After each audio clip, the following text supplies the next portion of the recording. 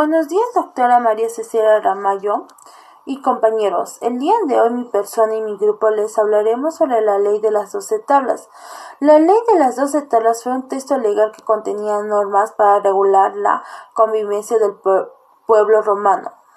También recibió el nombre de la Ley decemviral por su contenido. Se dice que pertenece más al derecho privado que al público.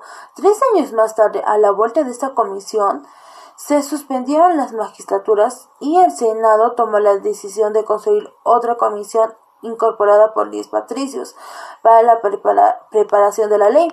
En una de la primera versión original se confeccionaron 10 tablas, a la que se agregaron 2 más al año siguiente. Las 12 tablas abarcan las diversas disciplinas del derecho, con integración de los castigos previstos para varias infracciones. Finalmente, para que no se dijeran que los patricios usaban a su favor la ignorancia de la plebe sobre el texto de las tablas, pues esta había sido una de las razones por las que insistieron en la redacción. Estas fueron colocadas en el foro romano para que todos los vieran, por orden de los 2 primeros cónsules. Respecto al primer punto, Tito Livio nos dice que todavía en el año 390 a.C. los pontífices se oponían a este código, y después del incendio de Roma provocado por los galos, en el que las 12 placas de las leyes habrían sido destruidas, los pontífices hicieron todo lo posible para que algunas de estas leyes no fueran escritas de nuevo. Respecto al segundo punto, en ella se percibe claramente una especie de compromiso entre patricios y plebeyos, al menos entre un sector de ambos, entre lo antiguo y lo nuevo. Así, por ejemplo, se aplica la ley de talión en una disposición y en la siguiente se aplica como castigo el pago de una multa. Procedimiento más evolucionado sin duda. Gracias. Bien, las tablas 1, 2 y 3 contendrían lo que es el derecho procesal privado. El procedimiento que regulan es el de las acciones de la ley, es decir, acciones judiciales que en virtud de la ley de las 12 tablas podrían ejercer los ciudadanos los ejercicios de sus derechos. El proceso se caracterizaba más que nada por el excesivo formalismo que se daba ahí. Las partes debían pronunciar ciertas palabras, es decir, palabras con formalismo, como ya lo mencioné, para siquiera tener posibilidades de ganar el caso. Detrás de este formalismo se encontraba la impronta religiosa. Las acciones de la ley, a saber, eran inicialmente 4, 2 declarativas y 2 ejecutivas. Las primeras eran la acción propuesta, el sacramentum, y la acción por petición de un juez o de un árbitro, el postulatio iudicis. Estas se caracterizaban por contemplar el mismo proceso, iniciado ante los pontífices, es decir, los cuales indicaban la fórmula solemne. Más tarde ello se daba ante un magistrado, quien se encargaba de mediar la contienda entre las partes, ayudando a determinar un juez privado posteriormente. Y finalmente tenemos al juez, que es el que recibe la fórmula solemne y las pruebas preparadas. Los 2 restantes, o las ejecutivas, son la acción por apreciación corporal y la acción de toma de prenda o embargo. Ambas guardaban rasgos pertenecientes a la venganza privada, ya que en ellas se podía aplicar la fuerza o violencia para recuperar lo debido. La intervención del poder público era casi escaso, no participaba.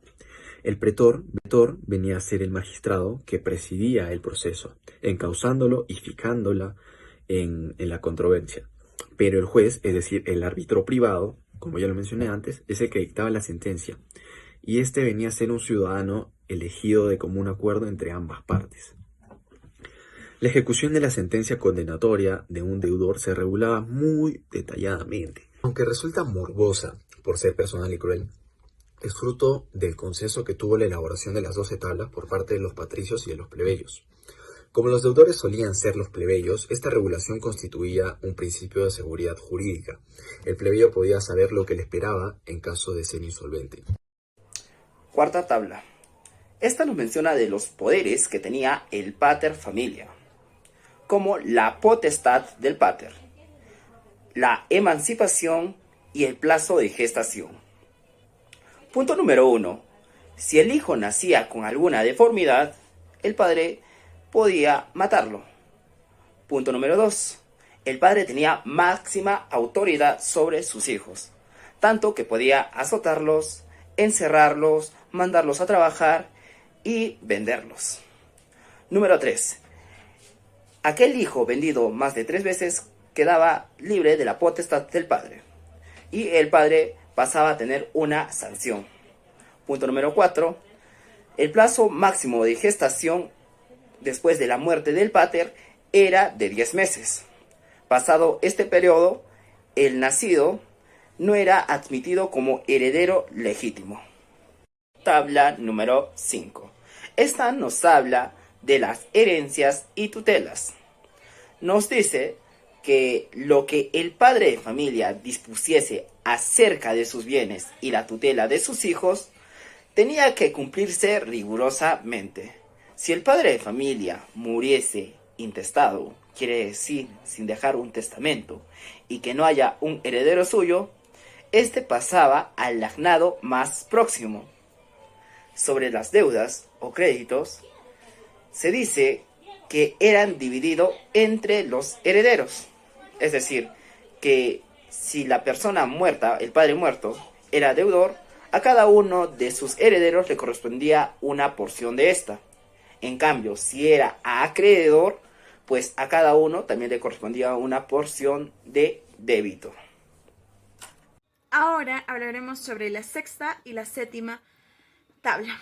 Estos contendrían negocios jurídicos de la época. Sería el derecho a la obligación de obligaciones y derechos reales. Estos derechos regulan el negocio jurídico del nexo, es decir, en la que el deudor asume la obligación de hacer la prestación al acreedor. En caso de incumplir, quedarían sometidas a la potestad del acreedor sin necesidad de una sentencia judicial. El nexo fue derogado por la ley Paletatiens Palali. Todo lo contrario en Stipulations o Sponsi, en el que el deudor asume la obligación a hacer la prestación del acreedor, y en caso de incumplimientos, el acreedor podía ejercitar una acción judicial para obtener la sentencia trascendental. Ahora, en los derechos reales se regularía lo que vendría a ser la mancipatio y la in erium cessio. El primero consiste en negocios jurídicos que hacían posible la transmisión de la propiedad de las redes mancipi. Esto eran medidas de producción, como la capital, trabajo, fincas, edificios, esclavos, animales de tiro y carga, etc. Estos negocios estaban rodeados de solemnidades. En el mero contrato de compraventa no bastaba para transmitir la propiedad de cosas importantes, por lo que había realizado uno de estos dos negocios, para que la propiedad se transmitiera de forma plena y tranquila. La mancipatium consistía en realizar negocios jurídicos ante un libripense. ¿Qué es un libripense? Era el que portaba la balanza. Y aparte, él necesitaba 5 testigos, que tenían que ser ciudadanos romanos, varones y mayores de edad. La in erium cessium se realizaba ante el pretor, que actuaba como el actual notario, donde la fe pública del negocio. La usucapium consistía en la adquisición de propiedades de buena fe por el paso del tiempo y con justo título. Es decir, eran 2 años por bienes inmuebles y 1 año por bienes muebles. Ahora, en la tabla octava, además, se contendrían normas relativas o relaciones de vecindad entre fincas o colindantes. Hola, yo voy a hablar de lo que serían las tablas número 8 y número 9 estas consisten en lo que es derecho público, derecho penal de esa época, ¿no? Estas tienen normas de alguna u otra manera arcaicas y al mismo tiempo también tienen normas un poco modernas. Claro que para la época, ¿no? Entonces, estas se dividen o se distinguen, por así decirlo. Este derecho penal se divide en lo que sería derecho penal público y derecho penal privado. Bueno, hablando del derecho penal público, vamos a empezar. el derecho penal público se ocupa de lo que son los ilícitos penales, ¿no? Ilícitos penales, pero públicos, por así decirlo, como son los atentados contra el pueblo de Roma, ¿no? El pueblo romano, por algo es público, ¿no? Concierne a toda la gente. Uno de ellos es como el peiduleo, lo que quiere decir que es como atentado al pueblo romano en sí. Es como no es tan, el delito es un delito que se castiga, pero es como no es tan de gravedad. Por ejemplo, uno de los delitos de gravedad es el parricidium, que es como homicidio, ¿no? Ese sí es un delito muy grave que se castiga. Eso es de lo que se ocupa lo que sería el derecho público. Bueno, hablando también del derecho privado, eh, se dividen en dos, el público y el privado, ¿no? Y hablando del privado, bueno, este se ocupa de lo que sería la delictia o ilícito privado, como se dice. Bueno, para hablar de eso es como viene más que todo lo que serían atentados contra las personas, ¿no? Era ya como un trato más personal, o sea, propio de una familia, o sí. Como puede ser los bienes de terceros, por ejemplo, lo que es el furtum o robo, como se le diga, o la inuria, que es un delito de asesinatos, ¿no? Asesinos. Y bueno, esos son los delitos de gravedad. Y en eso consiste lo que es la tabla número 8 y número 9. Decía la tabla del derecho sacro o derecho sagrado. En la vida interna de la ciudad se debía acatar distintas disposiciones dadas. En este caso estaba totalmente prohibida la incineración. ¿Pero por qué? Porque estos podían ocasionar incendios y también por motivos de salud pública. Pero no solo por eso, sino también para evitar los lujosos funerales que se daban. Evitar que se dé 2 funerales que tengan 2 sepulcros y que la gente intercambie objetos de oro para obtener funerales lujosos. Cabe recalcar que los sepulcros se debían ubicar a 60 pasos de una casa. Ok, en esta oportunidad me tocó exponer sobre lo que es la tabla número 11 y la 12. Comenzando con la tabla número 11, podemos ver que en esta tabla no se conoce mucha información, pero se consignaba como la tabla que prohibía el matrimonio entre plebeyos y patricios. Según Cicerón, al anunciar estas leyes en el Tratado de la República, dijo que la ley número 11 y la 12 eran leyes muy inicuas, refiriéndose más a lo que es la ley número 11. Bajándonos a lo que son los hechos, después de que Cicerón haya creado las 10 primeras leyes bajo lo que es la equidad, se sustituyeron por otras 10 y pues se crearon las 2 últimas. Y la que más están hablando, la más inmoral, la más inhumana, que fuera lo que es el matrimonio entre los plebeyos y los patricios. También se dice que entre el año 309 a.C., un tribuno de la plebe llamado Canulios